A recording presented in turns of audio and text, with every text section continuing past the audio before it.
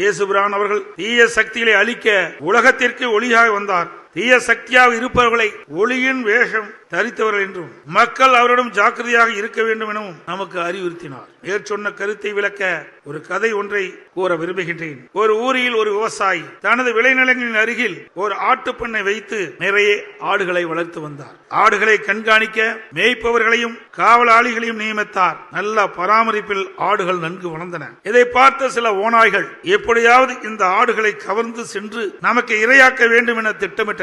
ஆனால் காவலாளியின் கண்காணிப்பு கடுமையாக இருந்தது.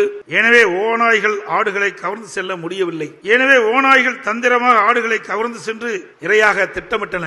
ஒரு நாள் இரவில் ஓநாய்கள் ஆட்டு தோலை தங்கள் மேல் போர்த்தி கொண்டு கள்ள வாசல் வழியாக உள்ளே வந்து தாங்களும் ஆடுகள் தான் என்பதை போல நடித்து அப்பாவி ஆடுகளை நம்ப வைத்து தந்திரமாக அவைகளை அழைத்து சென்று தங்களுக்கு இரையாக்கி விட்டன. அந்த அப்பாவி ஆடுகள் தாங்கள் ஓநாய்க்கு இரையாகும் போதுதான் அந்த ஓநாய்கள் சுயரூபத்தை அறிந்து ஐயோ மோசம் போய்விட்டுமே என வருந்தின. இதிலிருந்து நாம் தெரிந்து கொள்ள வேண்டிய உண்மை, காலம் கடந்த ஞானோதயத்தால் ஒரு பிரயோஜனம் இல்லை.